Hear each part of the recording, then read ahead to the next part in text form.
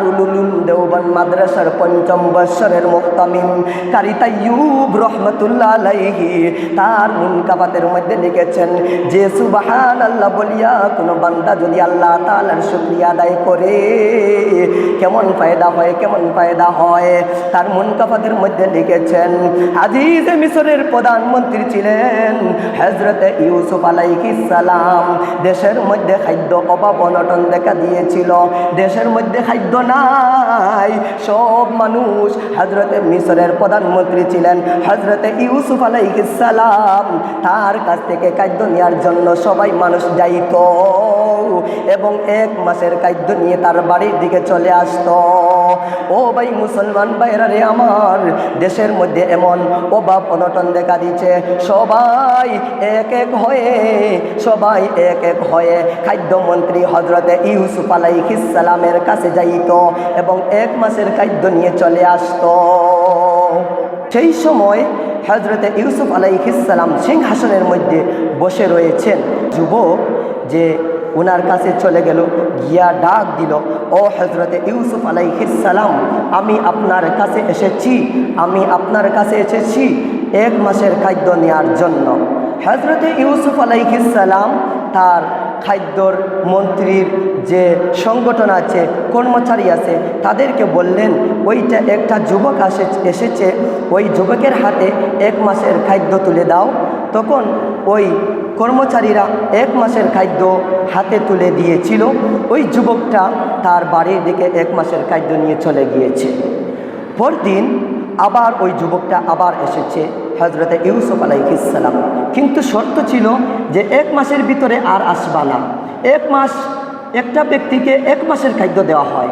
দেশের মধ্যে আর কোনো খাদ্য নাই, শুধু সরকারের কাছেই খাদ্য আছে। সব মানুষ সরকারের কাছ থেকে খাদ্য নেওয়ার জন্য যায়, কিন্তু ওই যুবকটাকে প্রথম দিন 1 মাসের খাদ্য দেওয়া হয়েছিল।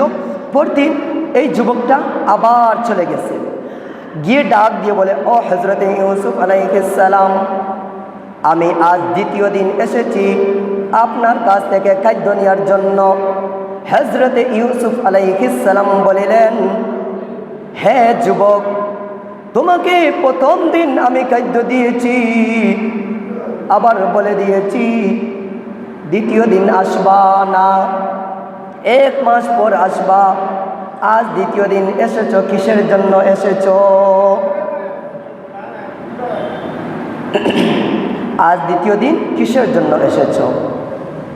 তখন যুবকটা ডাক দিয়ে বলল, আমি প্রথম দিন আপনার কাছ থেকে খাদ্য নিয়েছি, আপনি হলেন দেশের সরকার, আমি হলাম নাগরিক হইয়া সরকারের কাছ থেকে খাদ্য নেওয়ার জন্য এসেছি। আর আজ যে আমি 2য় দিন এসেছি, 2য় দিন আসার কারণ হইল আপনি হলেন নবী আর আমি হইলাম উম্মত হইয়া নবীর কাছ থেকে খাদ্য নেওয়ার জন্য এসেছি। সুবহানাল্লাহ। প্রথম দিন খাদ্য দেওয়া হয়েছে নাগরিক হিসাবে, 2য় দিন খাদ্য দেওয়া হয়েছে উম্মত হিসাবে। নবী হইয়া উম্মতকে খাদ্য 1 মাসের দিয়েছিলেন। পরদিন 3য় দিন আবার যুবকটা এসে গেছে, হযরতে ইউসুফ আলাইহিস সালামকে ডাক দিয়ে বলল, ও হযরতে ইউসুফ আলাইহিস সালাম, আমি আজ 3য় দিন এসেছি আপনার কাছ থেকে খাদ্য নেওয়ার জন্য। হযরতে ইউসুফ আলাইহিস সালাম বলিলেন, ও যুবক, ভালো করে বলো, আমাদের শর্ত 1 মাস পর তুমি আসবা। তুমি প্রথম দিন এসেছো, খাদ্য নিয়েছো 1 মাসের, 2য় দিন এসেছো আবার নিয়েছো 1 মাসের খাদ্য, আজ 3য় দিন এসেছো কিসের জন্য?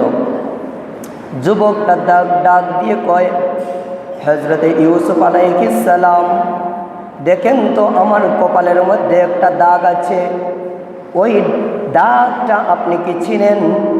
হযরতে ইউসুফ আলাইহিস সালাম বলিলেন, না না না না, আমি আপনাকে চিনতে পারি নাই। হযরতে ইউসুফ আলাইহিস সালামকে ডাক দিয়ে যুবক বলে, হযরতে ইউসুফ আলাইহিস সালাম, আমার যখন বয়স ছিল 1 থেকে 1.5 বৎসর, আমার কপালের মধ্যে একটি কালো দাগ ছিল। আমি মায়ের কোলে ছিলাম 1 থেকে 1.5 বৎসর, সেই সময় আমার কপালের মধ্যে একটি দাগ ছিল।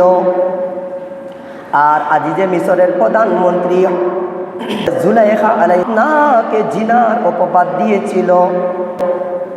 আমি মায়ের কোলে ছিলাম 1 থেকে 1.5 বছর। সেই সময় আমার কপালের মধ্যে একটি দাগ ছিল। আর আজিজে মিশরের প্রধানমন্ত্রী আপনাকে জিনার অপবাদ দিয়েছিল। সেই সময় আমি মায়ের কোলে 1 থেকে 1.5 বছর আমার বয়স। সেই সময় আমি আপনার পবিত্রতা ঘোষণা করেছি, বলে ফেলেছি সুবহানাল্লাহ। অর্থাৎ নবী পবিত্র, নবী কোনো গুনার কাজ করতে পারে নাই, নবী নিষ্পাপ, নবী নিষ্পাপ, নবী কোনো গুনার কাজ করতে পারে নাই।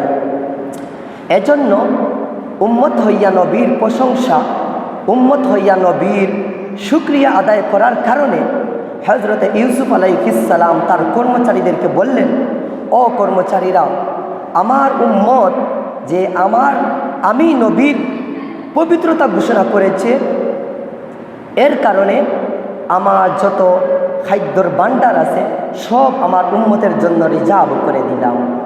প্রিয় ভাইয়েরা আমার, যদি উম্মত হইয়া নবীর প্রশংসা করার কারণে, উম্মত হইয়া নবীর পবিত্রতা ঘোষণা করার কারণে যদি সমস্ত সারা জিন্দেগির খাদ্যর ভাণ্ডার রিজার্ভ হয়ে যায়, তাইলে আল্লাহ পাক রব্বুল আলামিনের শুকরিয়া আদায় করলে আমাদের আল্লাহ তাআলার শুকরিয়া আদায় করলে আমাদের নিয়ামত কতটুকু বাড়াইয়া দিবেন চিন্তা করে।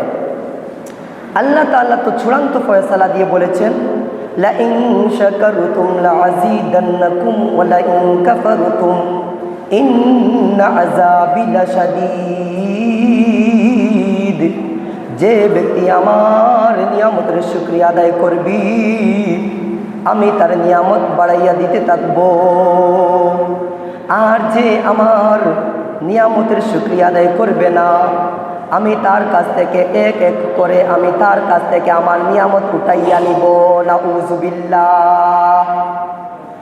ও ভাই মুসলমান ভাইরা রে আমার, আল্লাহ পাক আপনাকে যে যা দিয়েছে আপনি তার উপর সন্তুষ্টি থাকেন।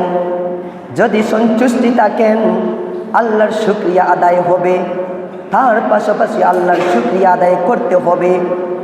এখন বলুন তো, আল্লাহ তাআলার শুকরিয়া আদায় করলে, আল্লাহ তাআলার শুকরিয়া কতটুকু আদায় করলে আদায় হয়ে যাবে? আল্লাহ পাক রব্বুল আলামিন বলেন, আমার নিয়ামত এমন পরিমাণ মশার ডানার পরিমাণ যদি আমার নিয়ামত থাকতো,